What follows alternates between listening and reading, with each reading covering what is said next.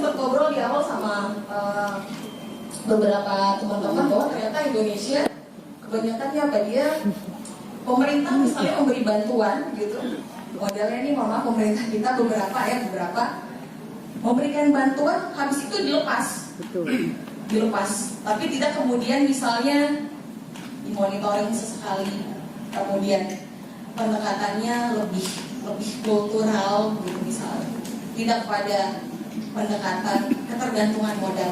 Kan kalau modal ini mohon maaf begini, saya pinjam sama Mbak Heni 10 misalnya, ini Mbak Heni hanya berurusan dengan saya itu saya harus bayar 10, saya nggak mau gimana caranya 10 kembali ke saya. Tapi misalnya kalau pendekatan kultural atau pendekatan yang lebih humanis ya, yang ada tuh di rincian wawasan kebangsaan, paling tidak ada pendekatan yang oh ya gimana ya Dina, biar kamu bisa dapat paling tidak 5 dulu untuk saya, sehingga relasi kita nggak selesai saya bayar 10 selesai gitu, tapi ada jangka panjangnya lagi. Nanti insya Allah saya bicara yang di implementasinya itu tadi. Oke nih, mulai lanjut lagi. Oh iya, ini kelebihan kita. Balik dikit mas. Nah ini ada kelebihan kita. Kadang itu Bapak Ibu, pernah nggak sih? Ini bahasa kayak sebaya ya. Pernah nggak sih ngerasa kita nggak punya kelebihan gitu? Sampai orang memberitahu apa kelebihan kita. Nah lebih saya mau bilang begitu. Jadi kenapa kita di Kebri itu punya kelebihan? Karena bahasa Indonesia yang kita pakai sekarang ini itu berasal dari kebudayaan Melayu. Dulu tuh saya nggak tahu sama sekali pas saya datang ke Batam. Bayangan saya pas saya di Lombok itu sama mama di Jogja, itu Batam tuh kayak Jakarta gitu, Pak Dewan sama Mas. Bayangan saya kayak Jakarta, ya mohon maaf, gedungnya tinggi, kemudian dia deket Singapura gitu.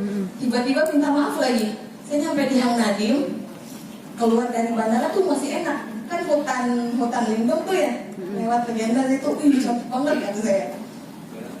Jalannya luas, begitu saya belok kiri, minta maaf lagi nih, lewat Pantil, Muka Kuning, saya bilang sama suami, itu rumah apa itu Kak, ada di tengah hutan, mohon maaf lagi gitu ya, itu namanya Ruli, Bapak Ibu sekalian. Geser lagi saya ke sana, udah nyampe rumahnya belum katanya, nyampe di Batu Aji. Nah kebetulan rumah saya agak pakai paspor dikit, kalau bercandanya mahasiswa, sabulung dikit. Udah seminggu 2 minggu, saya jalan-jalan ke Sabulung Bapak Ibu sekalian, lebih banyak Ruli. Tapi luar biasa sih, sudah agak berkurang sedikit aja gitu. Berkurang sedikit. Itu menariknya di situ, bicara Kepulauan Riau. Nah, suku bangsanya udah banyak juga di situ ya. Nah, terus next boleh Pak? Nah, ini strateginya ada 7. Sebenarnya nih ya, meskipun Bapak Ibu belum baca di depan sini, saya tuh kayaknya hakul yakin ya, udah pernah dilakuin supaya yang 7 biji di depan itu sudah pernah dilakukan. Misalnya satu apa tuh? Zaman-zaman Mea, apa dia Mea? Masyarakat ekonomi 2015 ya, sekarang udah 6 tahun, udah 2021 gitu. Bukan kemudian dilat ya. Oke, kemudian ada lagi produk unggulan. Produk unggulannya apa? Saya langsung kasih contoh, kayaknya gak enak teori terus gitu. Tadi saya bilang mohon maaf, ini gak promo, saya agak cerita aja gitu biar related. Kopi, Bapak Ibu di Jawa Tengah itu daerah Temanggung ada daerah penghasil kopi robusta dan beberapa jenis varian lainnya. Nah, tekanan saya dan suami tertariknya untuk adopt kami punya kopi. Saya bahasanya kemasan telanjang, ya. Jadi biji kopi yang cantik tadi masuk di plastik. Nah itu kami drop. Artinya masih telanjang kan, tidak merek siapa-siapa. Nah, nanti tekanan itulah yang kemudian entah dipakai stiker, kemasan cantik. Nah, itu kemudian didistribusikan oleh dia. Terus saya pernah coba, maaf ya, serakahnya saya gitu. Saya bilang, kok dia bisa jual lebih tinggi gitu. Saya coba Bapak Ibu. Saya tempelin label. Pendekatannya juga saya rubah gitu. Tapi ternyata somehow tiap orang tuh ada pasarnya, ada pangsanya.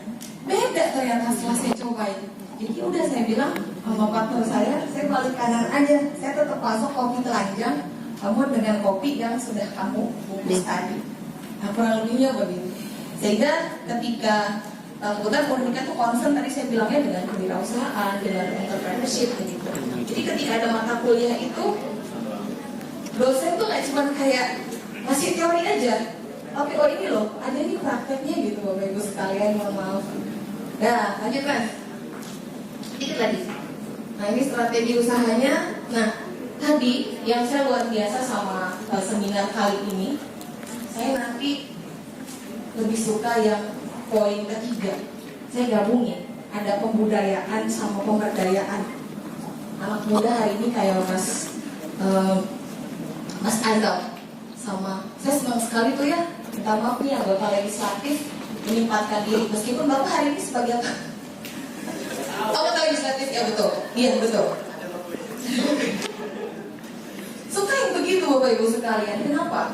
Karena yang lebih dekat dengan pengambil kebijakan itu insya Allah lebih enak gitu, lebih enak kan? Jadi buat apa misalnya bicara terkait dengan yang begini kalau tidak ada yang akan eksekusi itu. Makanya kadang ini Pak kendala saya kalau ditanya gitu disiplin ilmunya apa, saya bilang saya linear, memang Bapak S1 sampai S3 saya politik dan pemerintahan. Kalau dibilang politik itu kan tidak bagus, kotor dan seterusnya, itu kan sama oknumnya ya. Tapi kalau misalnya ditanya, kamu punya kekuasaan nggak? Bapak itu punya kekuasaan tidak? Kadang radio tidak punya begitu. Tapi saya bilang sama teman-teman saya, atau sejawat saya atau mahasiswa saya bilang, setiap orang tuh harus punya kekuasaan. Kekuasaan kita sebenarnya pengertiannya mudah aja, kemampuan menggerakkan orang. Itu Bapak Ibu sekalian. Tapi bedanya dengan anggota legislatif, beliau lebih punya, saya bilangnya stempel gitu, ya, punya stempel. Saya minta sama Mbak yang baju jilbab coklat, Mbak geser dong ke kanan. Itu juga dia bagian kekuasaan gitu Bapak Ibu sekalian. Nah sehingga ketika menggerakkan roda-roda perekonomian, kita tuh punya kuasa. Sama orang Indonesia tuh senang banget karena itu kebangsaan kita.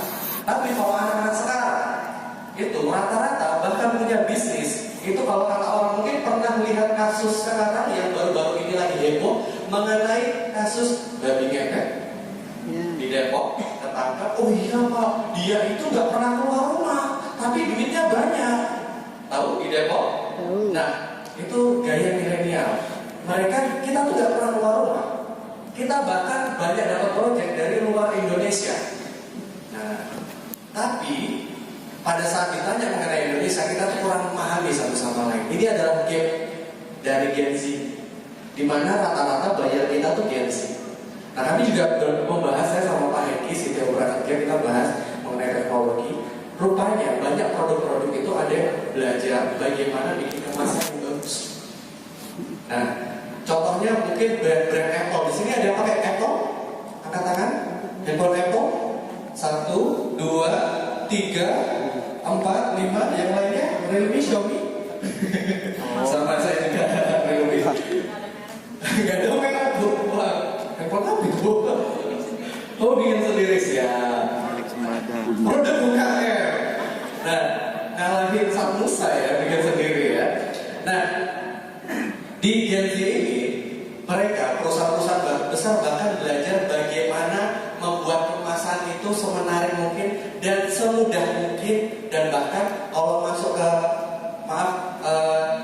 salah satu minimarket sebut saja, kita nggak usah sebut merek ya, sebut saja Indomaret dan apa-apa. Nah, pada saat kita masuk ke sana, itu tuh dia harus packaging. Orang baru melihat langsung, oh saya harus beli. Nah, itu tuh ada risetnya. Nah, jadi hal-hal seperti ini biasanya dipelajari oleh teman-teman mahasiswa. Nah, jadi ada yang kalau anak-anak mahasiswa itu kan belajar bagaimana kita mempelajari sebuah produk, menganalisa dan memahami produk itu cocok nggak sama market. Jadi kalau mahasiswa mau bikin bisnis, rata-rata kita dijadili bagaimana kita baca data dulu.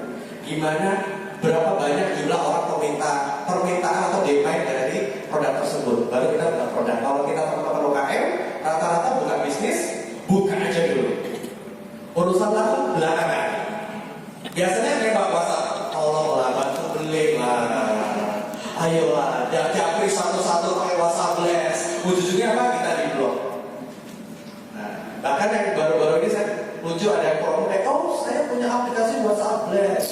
Pertanyaan saya, berapa persen orang membeli dari WhatsApp? Tiba-tiba WhatsApp ting kambing guling. Wah, saya jadi pengen makan kambing guling. Enggak gitu konsepnya.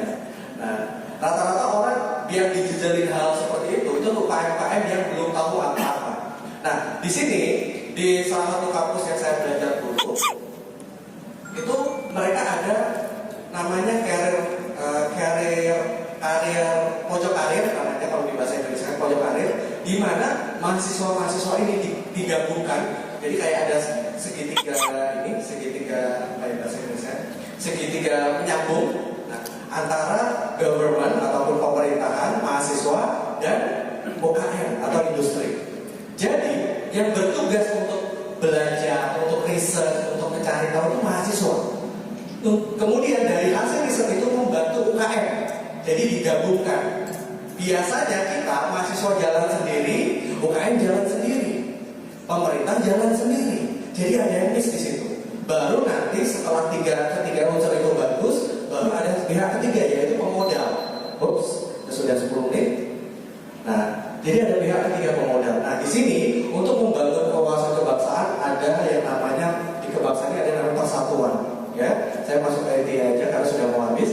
Jadi teman-teman saya minta mungkin dilewat dari Universitas Riau Kepulauan, mereka bisa menjembatani teman-teman UKM dan teman-teman mahasiswa untuk berkolaborasi, karena teman-teman generasi Z ini yang tahu bagaimana perlakuannya, bagaimana mereka mau makan apa, belinya berapa banyak, itu yang tahu cuma generasi Z. Jadi mereka tuh nggak bisa disuruh-suruh kayak, oh ini bajunya bagus, enggak tuh. Mereka itu yang mendobrak. Bahkan generasi Z kita itu tuh bikin mata uang sendiri, namanya NFT. Nah, mungkin pernah dengar NFT. Nah, kalau biasa orang bahasa paling mudahnya Bitcoin, itu paling kita paling nggak suka pakai mata uang rupiah. Kenapa? Kita mau transfer ke Amerika butuh waktu berapa kali 24 jam. Ini NFT cuma 5 menit, bahkan cuma berapa detik udah saya transfer ke sana. Dan saya bisa langsung tarik dengan Bitcoin, kripto, dan sebagainya. Nah, kenapa? Karena generasi Z itu generasi yang tidak mau disuruh, maunya moderator. Masih cukup gak waktu teman-teman? Nah, teman-teman semua, saya mau menunjukkan sesuatu di sini. Ada tulisan Gen Z. Ini data sensus penduduk terbaru tahun 2020. Tahun ini kayaknya belum keluar ya. Nah, teman-teman bisa lihat majority dari penduduk Indonesia itu adalah Gen Z. Gen Z itu masih kelahiran 1997 sampai sekarang. Nah, itu Gen Z. Nah, itu majority 27 sampai 30% jumlahnya. Yang lainnya masih sedikit-sedikit sekali. Gen X, Gen milenial itu cuma 25%, 21%. Bayangin, nah, sebanyak itu. Orang mikir, buat apa baca data? Nah, kita mau bahas soal wawasan kebangsaan. Indonesia ini paling banyak yang beli sesuatu, yang shopping online, yang biasanya belanja ngabisin duit, itu rata-rata di generasi Z. Yang kopi cantik-cantik, sekali kopi 50.000 di generasi Z. Yang sekali ngemil, Gojek, GoFood, GrabFood, nggak boleh baca sponsor ya. Oke, Food, Max Food, Maxim ada nggak Food ya? Max Food, itu rata-rata di generasi Z. Pertanyaannya, kenapa kita masih berpikir seperti generasi X? Masih bagaimana approaching manual, satu-satu ibu saya punya produk. Tahu nggak bapak-bapak ibu semua, generasi Z sama sekali mau paling males keluar rumah. Bos, yes. Yang biasanya rumahnya tiba-tiba ada paket, itu biasanya isinya generasi Z. Yang non-stop gitu ya. Saya di rumah ada adik yang kesel banget, saya setiap pagi pasti ada paket. Dan dia juga gak mau ngambil paketnya, karena kan bisa pakai jilbab gitu kan. Jadi kayak, Mas ambilin, ya. Mas ambilin, ya. Mas, Pak taruh aja Pak. Nah, itu paling banyak, konsumen paling banyak di generasi Z. Nah, baru-baru ini saya baru di Jakarta sekali seminggu kita meeting sama Pak Hengki, salah satu CTO dari Prakerja, kemudian meeting juga sama salah satu eksekutif dari Alibaba Law, salah satu partner kita. Nah, kami meeting membahas soal generasi Z ini bagaimana. Rupanya rata-rata generasi Z para konsumen kita itu adalah orang-orang yang tanpa kebangsaan. Kenapa seperti itu? Mereka saja bisa jadi ditanya, mungkin teman-teman bisa lihat di YouTube, ada yang lihat ini foto siapa, padahal jelas-jelas foto Pak Habibie di situ. Dia bilang nggak tahu. Kalau zaman dulu, bahkan saya dapat info sampai kita disuruh ngapal menteri kan. Betul. Ya kan, sampai menteri perekonomian siapa gitu kan, menteri budaya siapa. Sekarang gak usah sibuk-sibuk, cek aja di YouTube rata-rata ditanya wakil presiden kita siapa, dikasih fotonya nggak tahu. Cek Pak Amin gitu, Amin siapa, Amin Rais gitu. Kocak banget itu saya, kok Amin Rais kapan? Nah, jadi itu rata-rata mereka, teman-teman ini tidak punya kebangsaan. Kenapa? Karena bahkan bisnis-bisnis milenial juga itu mereka sudah tidak ada lagi namanya gap antar negara. Nah, ada kayak saya orang Indonesia, nggak ada. Kalau zaman saya pas lagi studi dulu, kita ketemu sama orang Indonesia itu udah senangnya setengah mati. Tiba-tiba kita lagi duduk kayak wajah-wajahnya familiar gitu kan, kulitnya coklat-coklat kehitaman. Jangan lupa subscribe ya, klik loncengnya, like, share, and comment. Terima kasih.